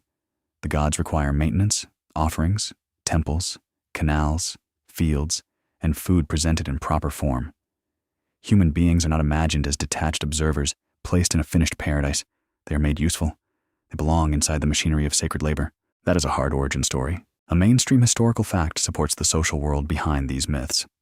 Administrative tablets from early Mesopotamia record large-scale labor organization, ration distribution, temple production, and managed agricultural work. Scholars at major research universities have shown that these records reveal a deeply structured society, where human bodies and time were counted carefully. The ancient city knew how to schedule exhaustion. You watch a basket lifted onto a shoulder. It is packed with earth from a canal trench, heavy enough to bend the spine. Another worker carries reeds. Another hauls clay. Another balances jars. Their movement is practiced, almost graceful. But grace should not disguise the burden. Labor has a rhythm. Step, lift, breathe, carry, empty, return. Step, lift, breathe, carry, empty, return. A whole city can be built from that rhythm. So can resentment. The myths do not always hide this discomfort. Some stories from Mesopotamia Imagine gods themselves growing tired of labor before humans are created to take up the work. That image is strangely honest. It admits that work is heavy enough for divine beings to reject. Then it imagines humans as the answer to divine fatigue. How flattering, how alarming. If people are created to relieve the gods, then human existence begins with usefulness rather than freedom. Yet usefulness requires skill. Skill requires memory. Memory creates comparison. Comparison creates thought. Thought creates the quiet question that nobody in authority enjoys hearing. Why must it be this way? The worker does not need philosophy carved on a wall. He only needs sore shoulders, a ration bowl, and eyes that notice who gives orders and who carries mud. She only needs to see the temple rising higher while her own house remains small. They only need to hear that the gods desire offerings, then watch human hands provide every loaf, jar, and woven cloth.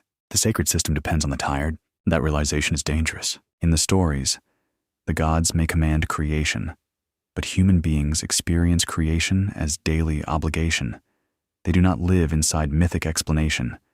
They live inside heat, blisters, hunger, family duty, and the fear of failing those above them. The gap between divine purpose and human experience becomes a place where doubt can breathe. You move through the canal works as the sun climbs. Mud sucks at ankles. Insects gather near standing water. Someone laughs at a bad joke because laughter costs nothing, which is why rulers have always found it suspicious.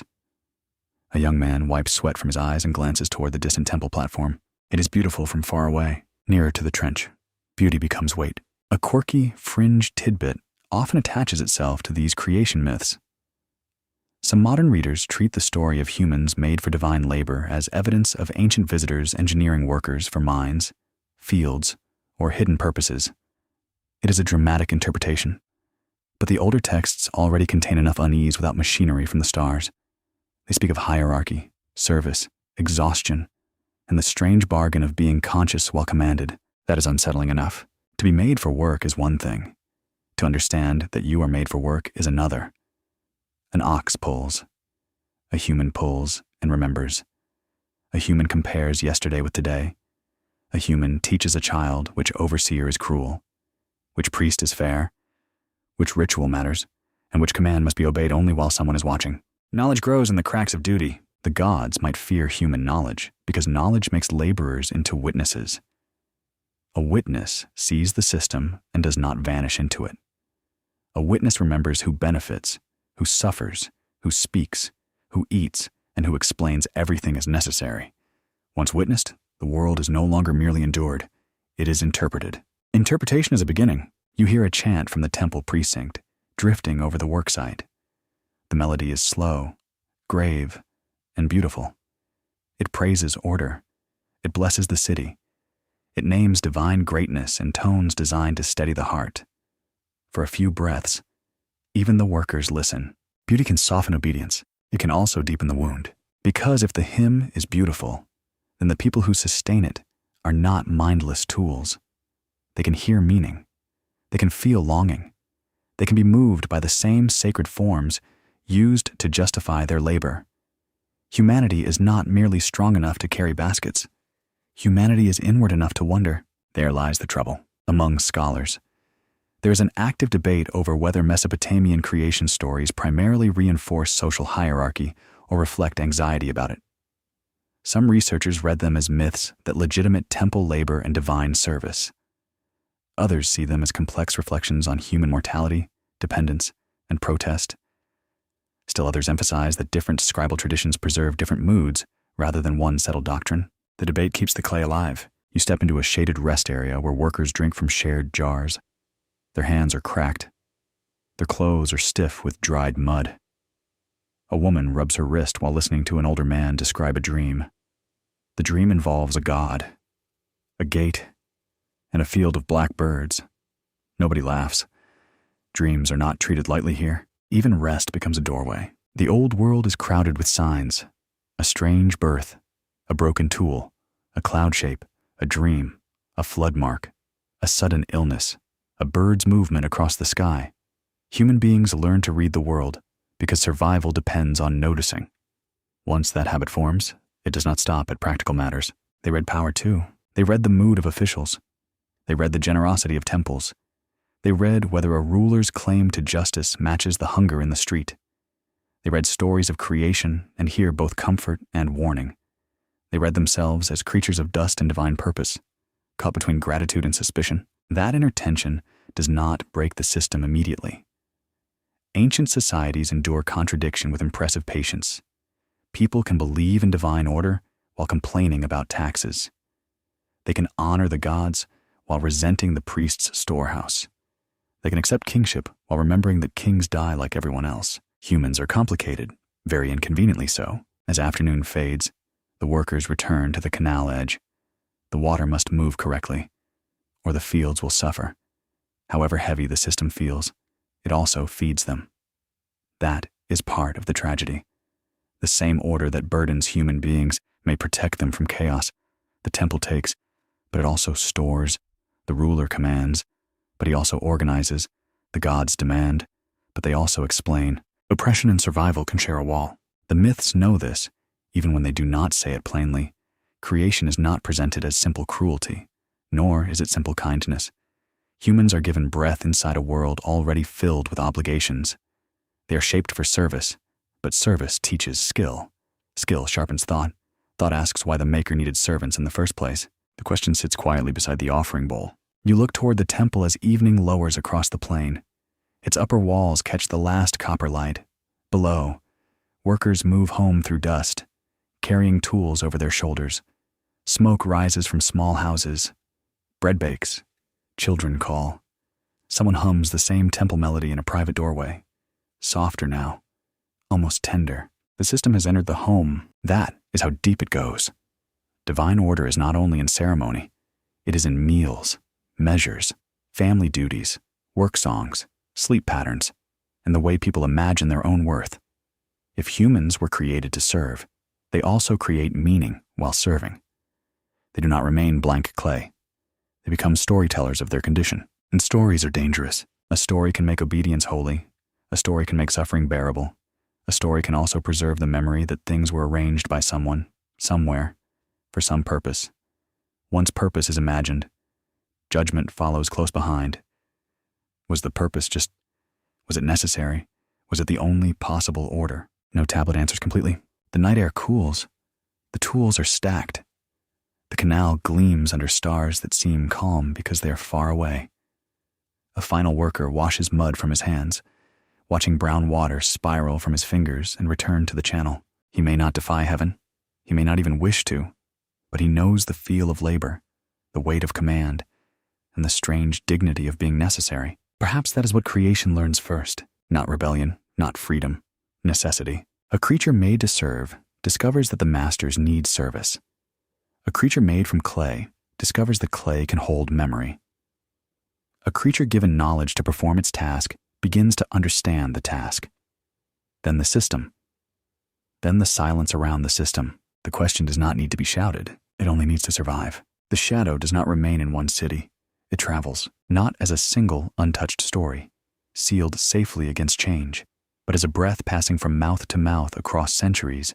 A phrase is copied. A name is replaced. A flood is remembered under another sky. A garden appears. A forbidden boundary is drawn. A human hand reaches toward knowledge, and somewhere beyond the visible world, divine authority grows watchful. You walk along a trade road at dusk, where caravans move between cities with tired animals and careful guards. The wheels groan over packed earth. Leather bags creak. Copper, wool, grain, timber, stone, and stories travel together. No merchant lists myths beside the cargo, but myths travel anyway. They hide in songs, proverbs, rituals, and the memory of scribes. The air smells of dust, sweat, animal hide, and cooling sand. A mainstream historical fact stands beneath this movement.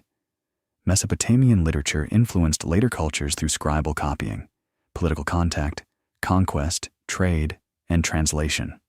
Scholars at major universities have traced parallels and transformations between Sumerian, Akkadian, Babylonian, Assyrian, biblical, and classical traditions. While carefully debating how direct each connection may be, influence is rarely a straight road. That is important. Ancient stories do not travel like neat documents in a modern office. They change through language, belief, power, and memory. One city receives a tradition and reshapes it. Another preserves a detail while losing the older frame. A priest adjusts a story to fit local theology. A scribe copies an old composition because the school requires it. Very noble. Also homework again. The result is not one clean inheritance, but a family of echoes. Flood stories appear with different names and different divine motives. Creation stories shift their emphasis. Divine councils become heavenly courts, assemblies, or remote judgments.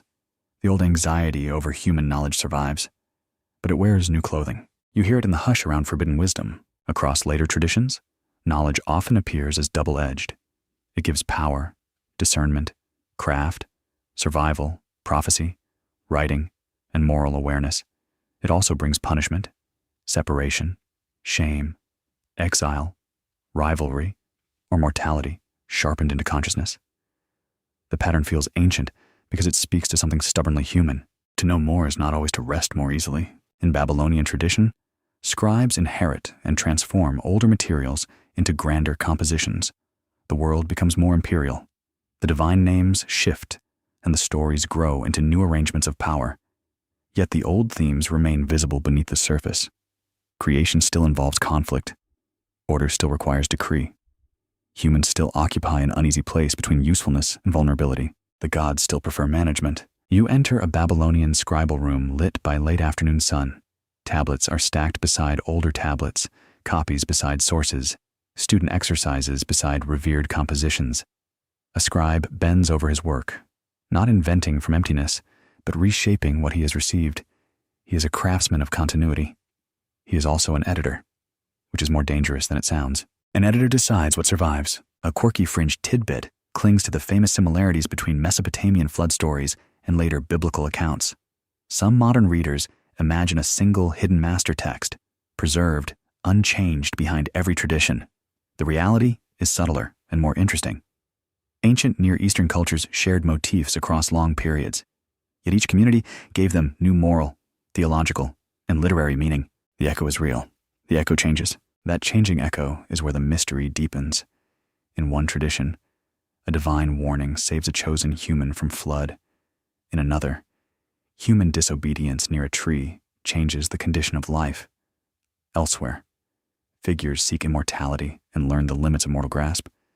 Again and again, knowledge brings humans closer to divine territory, but not safely into it. The boundary moves, but never vanishes. You feel this, especially in stories where humans approach immortality. The hero travels, asks, suffers, and learns that death remains the sealed gate. The lesson may be resignation, wisdom, or humiliation, depending on how softly you are listening. Either way, the theme is clear. Human beings can learn much, but not all. That limit becomes part of the human condition. It is possible that later civilizations inherited not only stories, but the emotional shape of the Sumerian problem. Humans are necessary to cosmic order, yet too curious to remain simple servants. They are given craft and speech, but not full control. They build temples, write laws, interpret omens, and bury their dead beneath the same unsolved sky. The sky says very little. Typical. Among scholars, there is careful debate over how strongly Mesopotamian myths influenced the Hebrew Bible and later Mediterranean traditions. Some researchers emphasize shared cultural environments and literary borrowing. Others warn against reducing later texts to mere copies, noting their distinct theology and purpose. The best reading allows both connection and transformation. Old clay does not become new parchment unchanged. You stand in a library where languages overlap in the imagination. Sumerian lines survive in scholarly tradition. Akkadian tablets carry adapted myths. Later scribes write in alphabetic scripts, on scrolls, in kingdoms, with different gods and different concerns. Yet beneath the changes, you sense a continuing anxiety about memory, mortality, and forbidden reach. Human knowledge keeps rising. It rises in law codes that claim divine sanction. It rises in wisdom texts that ask why the righteous suffer. It rises in omen collections that attempt to read the will of heaven through liver marks, stars, dreams, births, and disasters.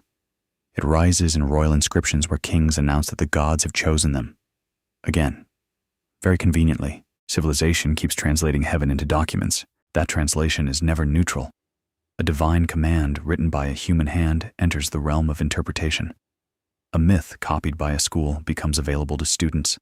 A story preached, sung, or recited becomes memory shared by people who may one day question it. Authority tries to preserve itself through words, but words have a habit of escaping. They breed in listeners. You hear the faint sound of a scroll unrolled in a later room, far from the southern marshes. The material has changed. The gesture has not. A reader bends over signs. The dead speak again. Divine things become thinkable through human marks. A story born near mud brick temples now moves through another culture, carrying altered names and familiar unease.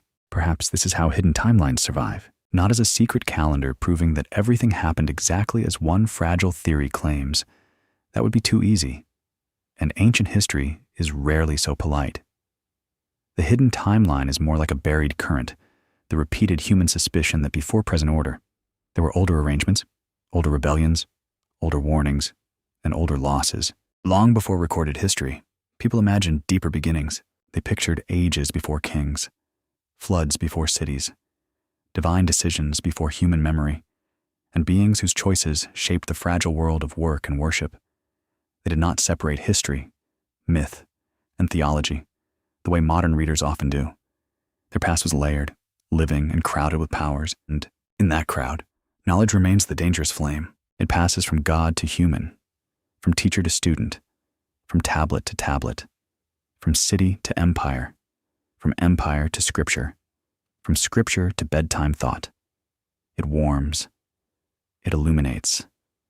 It burns.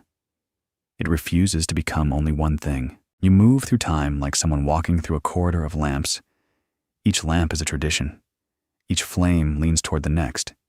Sumerian fragments glow low near the floor. Babylonian compositions rise brighter on the wall. Later writings take the light and change its color. None is identical. None is alone. The corridor is quiet, but not empty. The old fear follows you. It appears wherever humans are warned not to cross a boundary of knowledge. It appears wherever writing claims to hold divine will. It appears wherever rulers need sacred approval and scribes preserve the evidence. It appears wherever mortals ask why they must die when they are capable of imagining eternity. That may be the cruelest knowledge. An animal dies without composing a theory of death. A human dies knowing death has a name. A human buries the beloved, then tells a story about where the beloved has gone. The story comforts, but it also proves the wound is understood. The gods might fear that understanding because it makes humans more than obedient creatures. It makes them mourners, builders, judges, poets, rebels, and preservers of accusation. A person who can remember suffering can ask whether suffering was necessary. A culture that records loss can refuse to let power define the whole meaning of the past. That refusal travels. Night settles over the road. The caravan fires glow in small circles. Men and women speak softly while animals kneel in dust. Above them, stars appear, patient and unreadable. Somewhere in a pack, perhaps, a tablet is wrapped in cloth.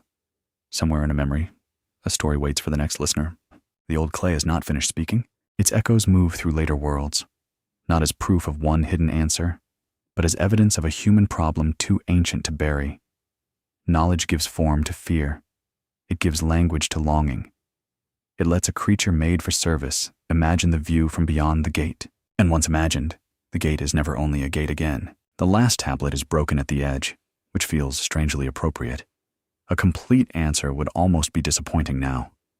The clay sits beneath soft light, its surface chipped, its signs interrupted by damage, salt, time, and the careless pressure of vanished centuries. It does not explain itself. It only remains. You stand before it as the archive grows still. Around you, the shelves hold fragments of prayers, lists, myths, contracts, royal boasts, school exercises, laments, omens, and names. Some tablets preserve whole sentences. Others offer only a phrase, a divine title, a measurement, a ruined ending. The room smells of dust, old earth, dry wood, and the faint bitterness of lamp smoke. It feels like standing inside a memory with missing walls. A mainstream historical fact rests quietly here. Many Sumerian compositions survive through later copies, partial tablets, damaged archives, and scribal traditions that continued long after Sumerian stopped being spoken in daily life. Scholars at leading universities and museums have reconstructed ancient literature from fragments scattered across collections, excavation sites, and historical periods. So the oldest voices reach you through repair. That matters because repair is never perfect. A broken line invites caution. A missing word leaves space for argument. A damaged tablet can preserve one crucial idea while hiding the sentence that explained it. Ancient history often comes to you not as a door opening, but as dust shifting under a narrow beam of light. You see enough to wonder, not enough to rest. The old question waits inside that uncertainty. Did the gods fear human knowledge because knowledge made humans dangerous, or because it made them unforgettable? A dangerous creature can be crushed. An unforgettable creature is harder. It leaves marks, copies stories, teaches children, buries the dead with names, and presses memory into clay before the house burns. That is a quieter victory. You walk deeper into the ruined archive. Your footstep sends a faint sound across the floor. A tablet lies tilted in a shallow tray, labeled by modern hands but written by a person whose face is gone forever. The label is careful. The tablet is damaged. The distance between them is the distance between certainty and longing. History lives there. A quirky fringe tidbit often appears wherever Sumerian tablets are discussed. Some modern storytellers claim the fragments hide a complete forbidden history of gods, giants, vanished science, and secret origins. The appeal is easy to understand. Broken things tempt imagination. Gaps ask to be filled. Silence feels like concealment, even when it is only silence. Yet the real mystery is already deep enough. The tablets do not need to reveal a neat conspiracy to feel unsettling. They reveal that the earliest urban minds were already asking large questions through myth, ritual, labor, and memory. They wondered why humans served. They imagined gods debating humanity's fate. They pictured knowledge as guarded, transferred, stolen, measured, and feared. That alone is remarkable. The clay does not shout. It endures. You imagine the final scribe in this chain. Perhaps he is tired. Perhaps his hand aches. Perhaps he copies an older text because the school requires it, or because a temple needs it, or because tradition has weight. He may not think of himself as preserving the mind of a civilization. He may only think the lines must be finished before the light fails. That is often how eternity happens, not through grand intention. Through routine, a tablet is smoothed, a reed is cut, a line is copied, a student learns, a priest chants, a ruler's name is pressed into clay, a myth crosses into another language, a flood story changes shape, a human creature, made from dust in the old imagination, becomes a keeper of worlds. The gods may have feared many things. They may have feared disobedience, because knowledge allows a servant to question commands. They may have feared imitation, because humans build temples, cities, lists, laws, and royal systems that resemble divine order. They may have feared interpretation, because every sacred word must pass through a human mind before it becomes action. Or perhaps they feared remembrance most of all. To be remembered is to be judged. A god praised in one hymn may be questioned in another story. A king declared mighty may be placed beside the record of his city's fall. A divine decision may survive not only as authority, but as evidence. Memory does not always obey the purpose of power. That is its secret. Among scholars, there is continuing debate over how to balance mythic meaning, historical context, ritual function, and scribal creativity in Sumerian literature. Some read these texts as reflections of temple ideology, others emphasize social memory, political competition, or poetic speculation. No single interpretation empties the clay of its darkness. The fragments resist simplicity. They prefer to remain alive. You stand at the threshold of the archive and look out across the sleeping plain. The rivers move beyond sight, steady in their old channels, though never exactly the same. Marsh reeds stir under night wind. A city mound rises beneath stars, no longer filled with voices, yet not entirely silent. Beneath the soil, more fragments may still wait. Some will never be found. That thought softens the room. It also unsettles it. Human history is not a complete tablet. It is a surface pressed by many hands, then broken, buried, burned, scattered, misread, repaired, and held up to light by people who arrive far too late. You are one of those late arrivals, listening through cracks. Still, the listening matters. The Sumerian texts do not prove that the gods feared humans in one simple way. They offer something subtler. They preserve a world in which knowledge was sacred because it organized existence. They preserve myths where divine beings controlled wisdom, destiny, creation, and survival. They preserve humans receiving enough understanding to serve, then becoming conscious enough to wonder. That wonder's the hidden flame. A servant who wonders is no longer only a servant. A worker who remembers is no longer only labor. A scribe who copies a divine story becomes part of the story's survival.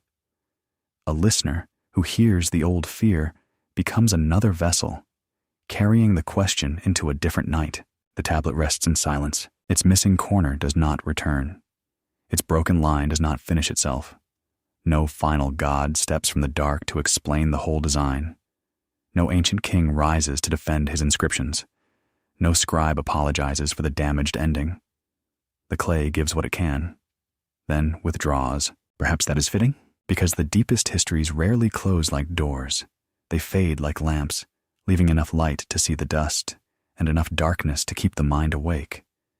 You are left with fragments, patterns, and a suspicion that human knowledge has always been both blessing and trespass. It feeds fields. It builds cities. It saves life from flood. It preserves hymns and complaints alike. It teaches mortals to serve, then teaches them to ask why service was required. It gives clay a voice that outlives empires, and perhaps that was the fear. Not that humans would become gods in one sudden leap. Not that they would storm heaven with brick tools and school tablets. The fear may have been slower, quieter, and more difficult to stop. Humans would remember. Humans would compare. Humans would write. The archive darkens. Outside, the wind moves over the old plain, passing across buried walls and forgotten doorways. The stars remain high, distant, and unreadable. Somewhere beneath the earth, another tablet may still be waiting, carrying one more broken sentence from the first cities of memory. And perhaps the story is not yet complete. Now the lamp burns lower, and the sharp edges of the room begin to soften. You do not need to solve the tablets tonight. You do not need to decide whether every fragment hides warning, mercy, politics, poetry, or dream. The old clay can keep some of its silence. Let the rivers continue beyond the dark. Let the reeds bend under the night wind. Let the scribes sleep with unfinished lessons beside them, and let the gods withdraw into their houses of shadow and incense. The questions can rest too, not answered, only held gently. You have walked through cities of mud brick, through schoolrooms, shrines, floodwaters, royal courts, and shelves of broken signs. Now you return to stillness. The dust settles. The lamps dim. The archive closes without a sound. Perhaps knowledge was feared because it changed the one who received it. Perhaps memory was feared because it made even power answerable to time. Perhaps the first human question still moves softly beneath every later one, asking why the world is arranged as it is and who benefits from the arrangement. But not every question needs waking strength. Some questions are better carried like a small ember, warm but quiet, glowing at the edge of sleep. You can let it rest in your hands for now. You can let the ancient rooms grow distant. The tablets remain where they are, patient and brown, keeping their damaged peace. The rivers breathe. The night widens. The first cities sink back into the earth, not gone, only covered. Above them, the sky remains open, and below it, the old clay waits without hurry. And in that waiting, there is no command, only silence, memory, and the soft feeling that somewhere, under dust and darkness, a forgotten hand has left a mark for you.